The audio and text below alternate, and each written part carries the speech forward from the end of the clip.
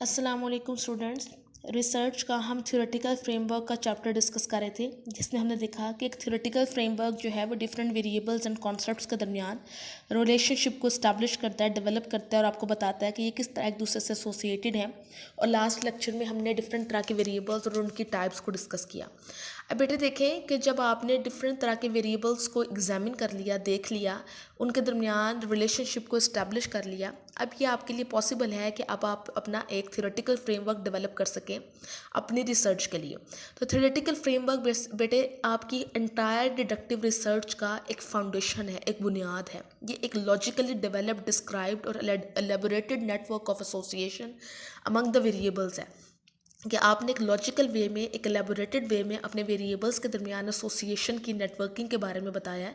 और इससे आपकी प्रॉब्लम सिचुएशन जो है वो क्लियर कट सामने आएगी और आप उस प्रॉब्लम को सॉल्व करने के तरीक़ेकार को फाइंड आउट कर सकते हैं। ठीक है, अब बेटे देखें कि आपको यहाँ तक इस चीज़ का आइडिया हो गया कि आप जब एक अपना ब्रॉड प्रॉब्लम एरिया आइडेंटिफाई कर लेते हैं तो उसके बाद आप उसको एक प्रॉब्लम स्टेटमेंट में नैरो डाउन करते हैं, अपनी प्रॉब्लम को आइडेंटिफाई करते हैं, देखते हैं कि वो कौन से वेरिएबल्स हैं जो इस प्रॉब्लम में कंट्रीब्यूट करें। आप एक क्रिटिकल लिटरेचर रिव्यू कंडक्ट करते हैं और उसके बाद आपका एक्सप्लोरेटरी इंडक्टिव रिसर्च जो है वो आपके लिए क्लियर हो गई है।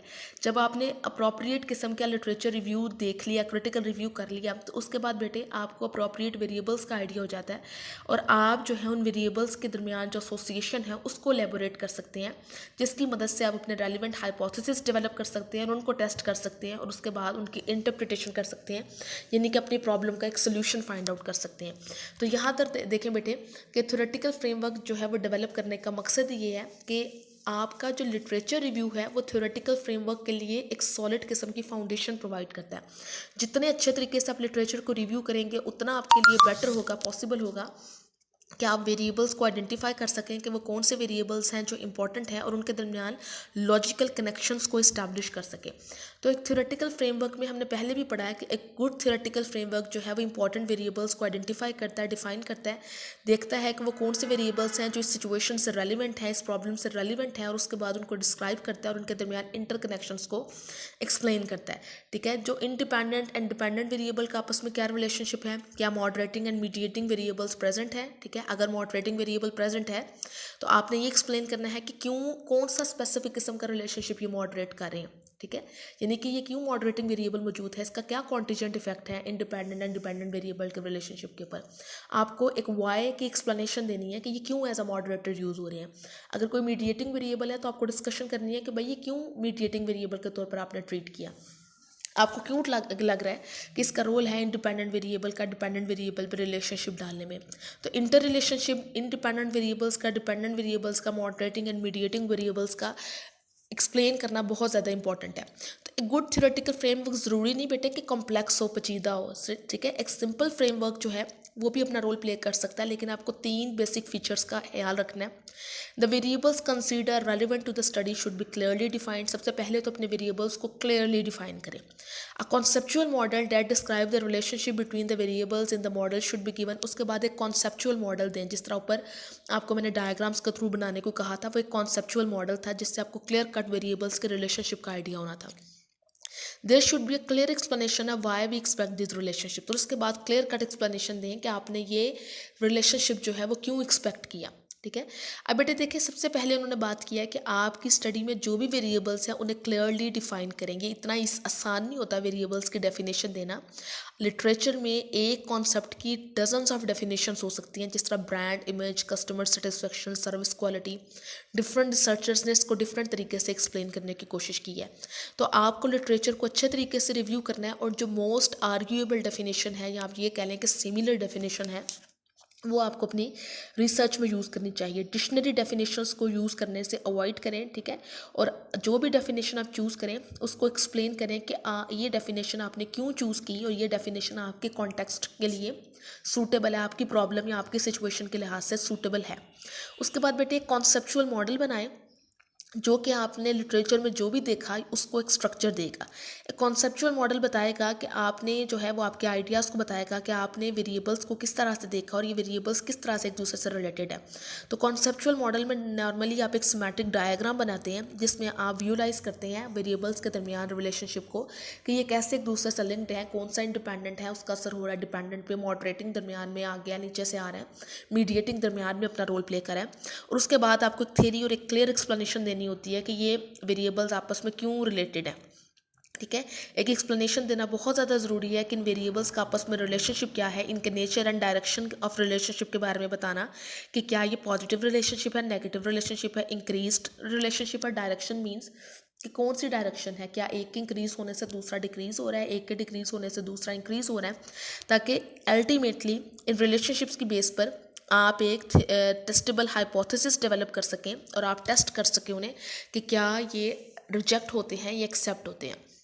अब बेटे देखें, ज़रूरी नहीं कि आप अपने रिसर्च में एक न्यू थ्योरी इन्वेंट कर रहे हो। अगर तो आपकी अप्लाइड रिसर्च है तो आप एग्जिस्टिंग थ्योरीज को ही एक स्पेसिफिक कॉन्टेक्स्ट में अप्लाई करने की कोशिश कर रहे होते हैं।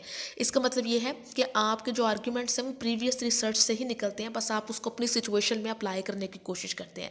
लेकिन अगर आप एक बेसिक रिसर्च कर रहे हैं फिर आपको एग्जिस्टिंग थ्योरीज एंड मॉडल्स में कुछ कॉन्ट्रीब्यूशन करने की ज़रूरत होती है, कुछ नया करने की ज़रूरत होती है। तो इसमें जो है वो नॉर्मली ज़रूरी नहीं कि आप हमेशा एग्जिस्टिंग थ्योरीज या एक्सप्लेनेशंस को यूज़ करें। आप जो है वो अपने इनसाइट्स, अपने आइडियाज़ पे भी फोकस कर सकते हैं, देख सकते हैं कि भाई ये चीज़ भी इम्पैक्ट डाल सकती है कस्टमर के रिटेंशन के ऊपर। यानी कि सपोज करें अगर आपको लगता है कि if the workers have control over their work they will be more retained in the organisation. तो अब बेटे देखें कि अगर आपकी ऑर्गेनाइजेशन कस्टमर रिटेंशन की प्रॉब्लम को फेस कर रही है तो आप प्रीवियस रिसर्च से गाइडलाइंस ले सकते हैं कि भाई वो कौन से फैक्टर्स हैं। प्रीवियस रिसर्च में आपको सबसे इंपॉर्टेंट फैक्टर ये नज़र आया कि अगर एम्प्लॉयज़ का अपने वर्क पे कंट्रोल हो तो वो रिटेन्ड रहते हैं। लेकिन ये अप्लाइड रिसर्च है कि जिसमें आपने एक प्रॉब्लम फेस की और अब आप उस प्रॉब्लम को अप्लाई करने की, उसका सोल्यूशन फाइंड आउट करने की कोशिश कर रहे हैं with the help of existing literature. लेकिन बेसिक रिसर्च में आपके सामने कोई प्रॉब्लम नहीं होती, आप जस्ट थ्योरी में एनहांसमेंट करने की कोशिश कर रहे होते हैं। अगर आप ये देखना चाहते हैं कि कस्टमर रिटेंशन में और कौन कौन से फैक्टर्स अपना रोल प्ले कर सकते हैं, ज़रूरी नहीं कि सिर्फ यही फैक्टर अपना रोल प्ले करें, तो उस मकसद के लिए आप जो रिसर्च करेंगे उसमें आप सोच सकते हैं, खुद अपने आइडियाज़ लेके आ सकते हैं कि हाँ मुझे लगता है कि ज़्यादा पे भी रोल प्ले कर सकती है। आजकल तो यही एरा है कि जो ऑर्गेनाइजेशन ज़्यादा रोल पे करती है उसके साथ एम्प्लॉयज़ रिटेन्ड रहते हैं।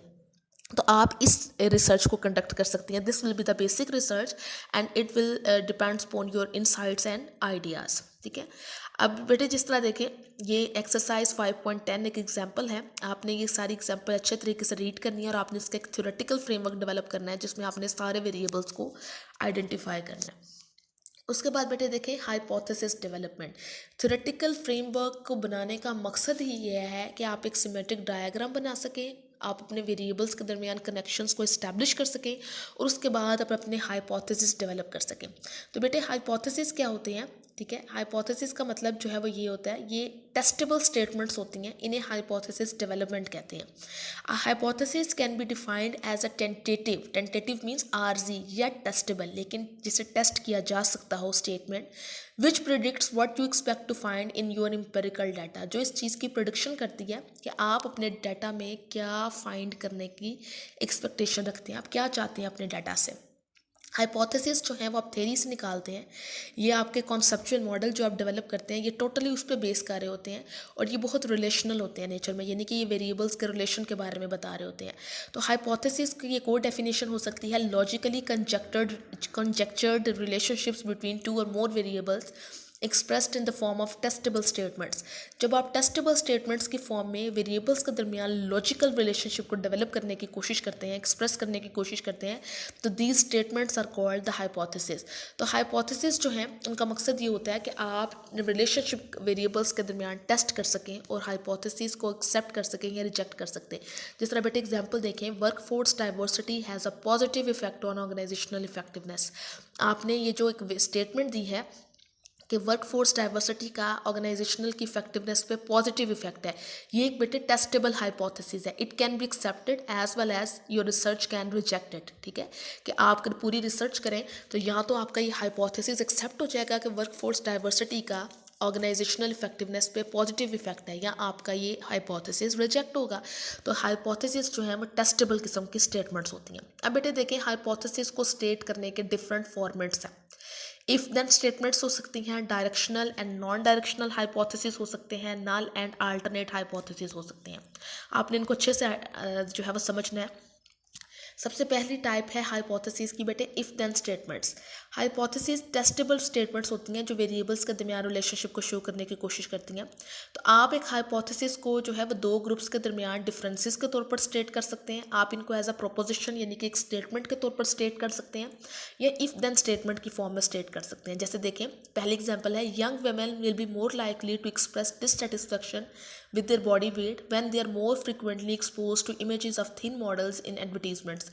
ये जो यंग वेमेंस होती हैं वो अपने बॉडी वेट से डिससेटिस्फेक्शन तब ज़्यादा शो करती हैं, ठीक है, जब उन्हें आप एडवर्टीजमेंट में थिन मॉडल्स के इमेजेस दिखाते हैं। अब बेटे देखें, यहाँ पे आपका डिपेंडेंट वेरिएबल आपको साफ पता चल रहा है कि dissatisfaction with the body weight, ये डिपेंडेंट वेरिएबल है। इसको आप स्टडी करना चाहते हैं कि वेमेंस जो हैं वो कब अपने बॉडी वेट से डिससेटिस्फाइड हो जाती हैं। तो आप कहते हैं भाई इस पर इफेक्ट है exposure of thin models in advertisements, कि जब आप एडवर्टीजमेंट्स में थिन मॉडल्स दिखाते हैं तो उसका असर होता है वेमेंस के ऊपर कि वो डिससेटिस्फेक्शन शो करती हैं अपनी बॉडी वेट्स के साथ। तो आप हाइपोथेसिस को ऐसे एक स्टेटमेंट की फॉर्म में भी रिप्रेजेंट कर सकते हैं, ठीक है। आप इसको इफ देन की फॉर्म में, इसी एग्जांपल को आप इफ देन में कैसे लिख सकते हैं, if young women are more frequently expose to images of thin models in advertisement. अगर आप यंग वुमेन को एडवर्टीजमेंट्स में थिन मॉडल्स के इमेजेस ज़्यादा दिखाएंगे, then they will be more likely to express dissatisfaction with their body weight. तो वो फिर अपनी बॉडी वेट से ज़्यादा डिससेटिस्फेक्शन को शो करेंगी। तो इफ देन की फॉर्म में इस तरीके से आप हाइपोथेसिस को डेवलप कर सकते हैं। इस तरह मैं आपको एक कोर्स की एग्जांपल देती हूँ। जिस तरह हमने ऊपर पढ़ा कि the greater the employee involvement in their organization, the more they will be retained। अगर आप इस तरह से डेवलप कर लेते हैं तो ये प्रोपोजिशन की फॉर्म में अगर आप कहते हैं if the employees if you want to if the employees have more power in their work, then they will be more likely to be retained in the organization। तो ये आपने if then की form में कर लिया। तो the greater की form में कर लें, proposition की फॉर्म में कर लें, if then की फॉर्म में कर लें। ये आपकी if then statements के हाइपोथेसिस हैं। दोनों ही हाइपोथेसिस हम दोनों तरीके से लिख सकते हैं, ठीक है। जिस तरह ऊपर उन्होंने एग्जांपल दी थी वर्कफोर्स डाइवर्सिटी, ठीक है। अगर आप इसको इस तरह से लिख देते हैं कि the greater the workforce diversity the greater organisational effectiveness, तो ये प्रोपोजिशन का फॉर्मेट है। अगर आप लिखते हैं if there is a workforce diversity in the organisation, then the organisational effectiveness will be enhanced. तो ये आपकी इफ देन फॉर्मेट है। उसके बाद बेटे directional and non directional hypothesis दूसरी टाइप है।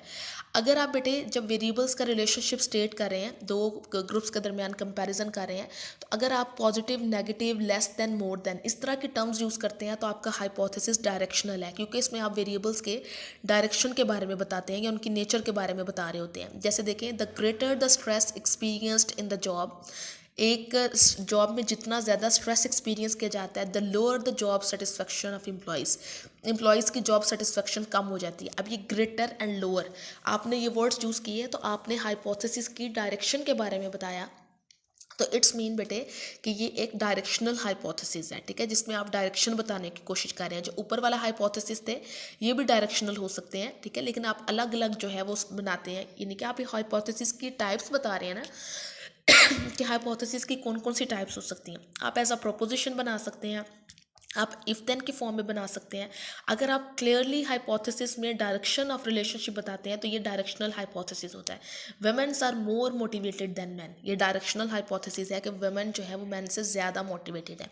जबकि बेटे दूसरी तरफ जो नॉन डायरेक्शनल हाइपोथेसिस हैं वो दो वेरिएबल्स के दरमियान रिलेशनशिप को, डिफरेंस को पोस्टुलेट नहीं करते, बयान नहीं करते, रिलेशनशिप्स की डायरेक्शन या डिफरेंसेस के बारे में नहीं बताते, ठीक है। वो ये नहीं भी बताते कि वेरिएबल्स के दरमियान जो है वो कितना रिलेशनशिप है, पॉजिटिव है, नेगेटिव है, क्या डायरेक्शन है, हाई है, लो है। बस ये बताते हैं कि there is a significant relationship between two variables. जिस तरह बेटे देखें, there is a relation between arousal seeking tendency and consumer preferences for complex product designs. Arousal seeking tendency ये कहते हैं कि कंज्यूमर के जज्बात को उभारना। तो अब देखें यहाँ पे बेटे आपने ये नहीं कहा कि देयर इज़ सिग्निफिकेंट या देयर इज़ मोर रिलेशन या the greater the arousal seeking tendency the more will be the consumer preferences. आपने ये कहा है कि अरोजल सीकिंग टेंडेंसी के और consumer preferences for complex product designs के दरमियान कोई रिलेशनशिप है। आपने रिलेशनशिप की डायरेक्शन नहीं बताई, ये नॉन डायरेक्शनल हाइपोथेसिस है। अगर आप इसको ऐसे लिखते, आप लिटरेचर पढ़ते हैं, लिटरेचर में आपको क्लियर कट पता चलता है कि इनके दरमियान पॉजिटिव रिलेशनशिप है, तो आप इसको इस तरह से अगर लिखते हैं, the greater the arousal seeking tendency of the employees, the greater will be the consumer preferences for complex product designs। तो बेटे ये डायरेक्शनल हाइपोथेसिस होता है जिसमें आप डायरेक्शन बता रहे हैं, लेकिन यहाँ पे आपने सिर्फ रिलेशन की बात की है, तो ये नॉन डायरेक्शनल हाइपोथेसिस है। There is a difference between the work ethic values of American and Asian employees. Second example आपने लिखी कि डिफरेंस है अमेरिकन एंड एशियन एम्प्लॉयज़ की वर्क एथिक वैल्यूज़ में। आपने ये नहीं बताया कितना डिफरेंस है, हायर डिफरेंस है, मोर डिफरेंस है, अमेरिकन में ज़्यादा है, एशियंस में ज़्यादा है, ठीक है। तो बेटे ये नॉन डायरेक्शनल हाइपोथेसिस है। नॉन डायरेक्शनल हाइपोथेसिस आप तब बनाते हैं जब आपको वेरिएबल्स के दरमियान रिलेशनशिप्स या डिफरेंसेस की डायरेक्शन का आइडिया नहीं होता। आपको लिटरेचर में इसके बारे में कॉन्फ्लिक्टिंग फाइंडिंग्स मिलती हैं, प्रीवियस रिसर्च में किसी में पॉजिटिव रिलेशनशिप है, किसी में नेगेटिव रिलेशनशिप है, फिर उस केस में आप अपने हाइपोथेसिस को इस तरह नॉन डायरेक्शनल बनाते हैं और आप फिर स्टडी करके इन्वेस्टिगेट करके खुद बताने की कोशिश करते हैं कि इस वेरिएबल में, इन दो वेरिएबल्स में क्या रिलेशनशिप है, क्या इनकी डायरेक्शन है। उसके बाद बेटे नल एंड अल्टरनेट हाइपोथेसिस आ गए। नल एंड अल्टरनेट हाइपोथेसिस का जो तरीक़ाकार है वो हाइपोथेटिको डिडक्टिव मेथड जो हमने ऊपर पढ़ा था, उसने कहा था कि हाइपोथेसिस शुड बी फॉल्सिफाइबल। आपने एक तरीक़ेकार उसका पढ़ा था कि हाइपोथेसिस फॉल्स करने के काबिल हों। आप उनको उस तरह से लिखें कि रिसर्चर इन्हें फॉल्स भी कर सकता हो। इस वजह से हाइपोथेटिको डिडक्टिव मॉडल के तहत हाइपोथेसिस को नल एंड अल्टरनेट हाइपोथेसिस की फॉर्म में लिखते हैं, जो आपने स्टैट्स में भी पढ़ा होगा, जिसमें आप क्या करते हैं, एक नल हाइपोथेसिस बनाते हैं जिसे H नॉट कहते हैं। ये एक वो हाइपोथेसिस होता है जिसे आप इसलिए बनाते हैं कि इसे आपने रिजेक्ट करना होता है in order to support an alternate hypothesis, और आपने अल्टरनेट हाइपोथेसिस को एक्सेप्ट करना होता है। अल्टरनेट हाइपोथेसिस को आप HA, ठीक है, H1 इस तरह से भी लिख सकते हैं। जब आप नल हाइपोथेसिस को यूज़ करते हैं तो इसका मकसद ये होता है कि आप जो है इस हाइपोथेसिस को रिजेक्ट करने के लिए यूज़ करते हैं।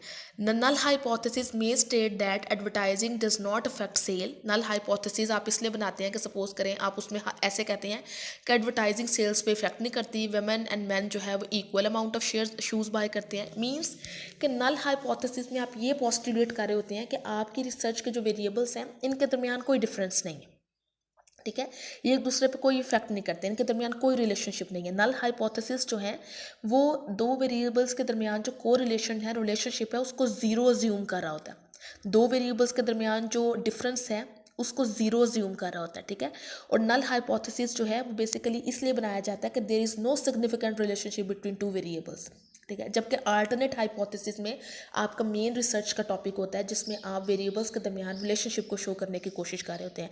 यानी कि अगर मैं स्टडी करना चाह रही हूँ कि वर्क फोर्स डाइवर्सिटी का इफेक्ट ऑर्गेनाइजेशनल इफेक्टिवनेस के ऊपर, तो मेरा H नॉट ये होगा कि there is no effect of work force diversity on organisational effectiveness. कि नल हाइपोथेसिस में हम हर रिलेशनशिप को नो शो करते हैं और हमारा मकसद ये होता है कि नल हाइपोथेसिस ने रिजेक्ट होना है और हमारे अल्टरनेट हाइपोथेसिस ने, जो हमने सोचा है कि there is a relationship between work force diversity and organisational effectiveness, इसने एक्सेप्ट होना है, ठीक है।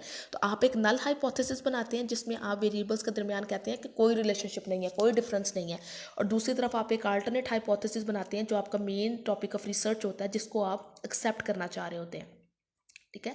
तो ये बेटे देखें कि नल हाइपोथेसिस को जो हम बनाते हैं इसमें हमारा मकसद ये होता है कि is that any difference found between two sample groups और any relationships found between two variables based on our sample are simply due to random sampling fluctuations.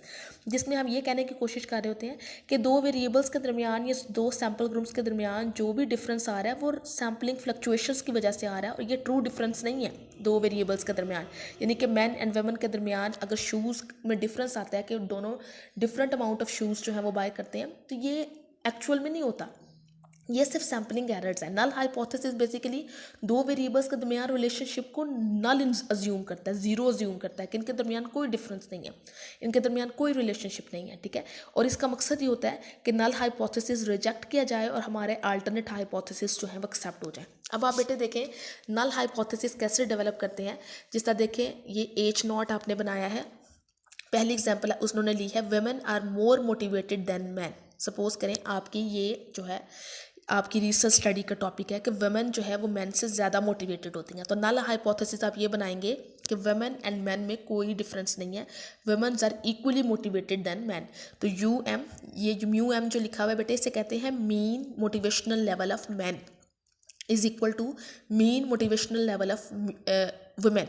तो एच नॉट जो है वो ये कह रहा है कि मैन एंड वुमेन के मोटिवेशनल लेवल में कोई डिफरेंस नहीं, दोनों का इक्वल है। और एच वन आप या एच वन जो है वो आप क्या बनाएंगे, ठीक है, एच नॉट को आप दूसरे तरीके से ऐसे लिख सकते हैं कि mean motivational level of man minus mean motivational level of women is equal to 0। Means इन दोनों के दरमियान कोई डिफरेंस नहीं, आप पहले तरीके से लिख लें, आप दूसरे तरीके से लिख लें, एक ही बात है। दूसरी तरफ बेटे आप अपना अल्टरनेट हाइपोथेसिस कैसे बना सकते हैं कि womens are more motivated than man, ये आपका अल्टरनेट हाइपोथेसिस है।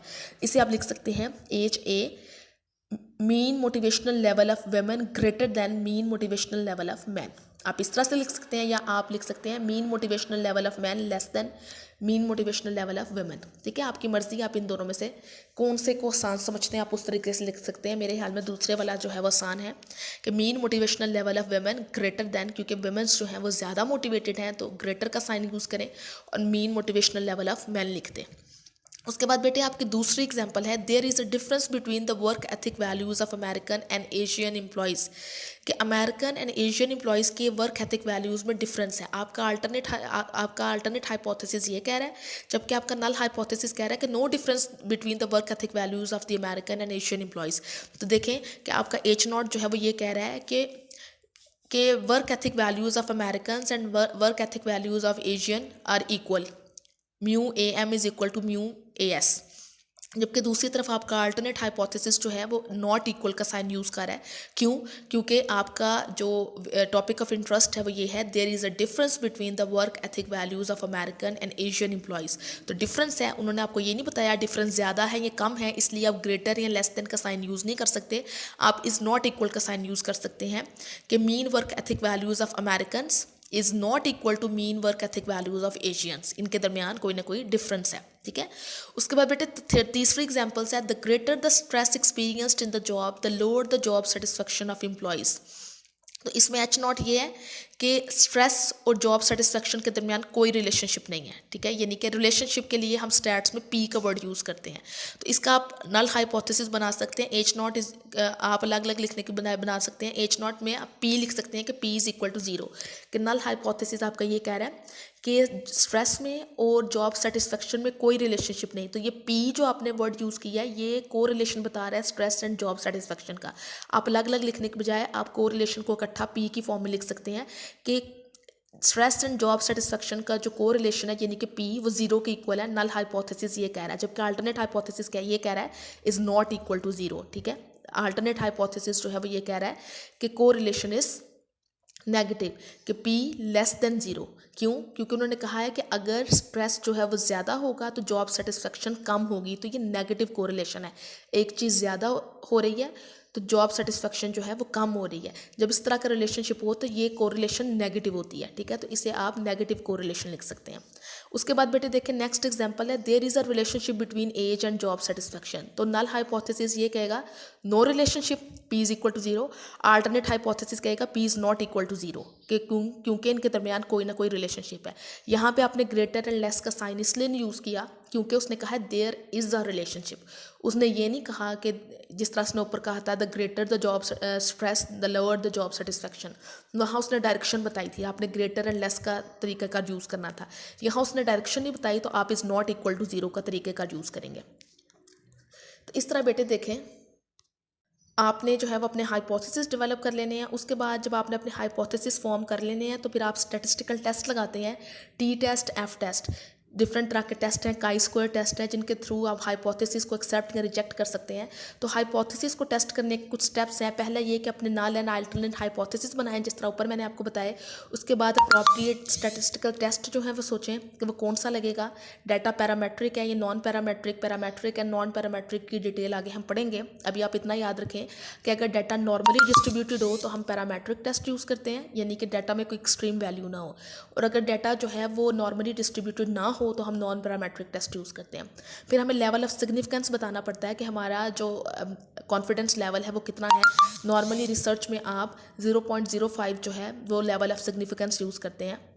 उसके बाद बेटे आप इस सिग्निफिकेंस लेवल पे चेक करने की कोशिश करते हैं। पियर्सन कोरिलेशन आप लगा सकते हैं। कोरिलेशन को चेक करने के लिए आप जो है वो टेबल्स डिफरेंट तरह के स्टैट्स में गिवन होते हैं। आप इस लेवल ऑफ सिग्निफिकेंस पे टेबल्स की वैल्यूज़ देख सकते हैं। अगर आपकी कैलकुलेटेड वैल्यू जो है वो क्रिटिकल वैल्यू से बड़ी आ जाए, ठीक है, आप जो है वो क्रिटिकल वैल्यूज़ जो है वो देखते हैं टेबल्स में से कि भाई कौन सी वैल्यू क्रिटिकल है जो रीजन ऑफ एक्सेप्टेंस या रीजन ऑफ रिजेक्शन के अंदर आ रही है, और कैलकुलेटेड वैल्यू को उसके साथ कंपैरिजन करते हैं। तो क्रिटिकल वैल्यू जो है demarcates the region of rejection from the acceptance of the null hypothesis। जब आपकी रिजल्टेंट वैल्यू यानी कि कैलकुलेटेड वैल्यू जो है वो क्रिटिकल वैल्यू से बड़ी आए, आपका नल हाइपोथेसिस रिजेक्ट हो जाता है और अल्टरनेट हाइपोथेसिस एक्सेप्ट हो जाता है। स्टैट्स में बीकॉम में काई स्क्वायर के चैप्टर में आपने ये सारा तरीक़ेकार जो है वो किया था, जिसमें आप एक वैल्यू कैलकुलेट करते थे और उसको कंपेयर करते थे टेबल की वैल्यू के साथ। अगर आपकी कैलकुलेटेड वैल्यू टेबल की वैल्यू से बढ़ जाए, टेबल की वैल्यू को क्रिटिकल वैल्यू कहते हैं, अगर आपकी कैलकुलेटेड वैल्यू टेबल की वैल्यू यानी कि क्रिटिकल वैल्यू से लार्जर हो जाए तो आपका नल हाइपोथेसिस रिजेक्ट हो जाता है और अल्टरनेट हाइपोथेसिस एक्सेप्ट हो जाता है।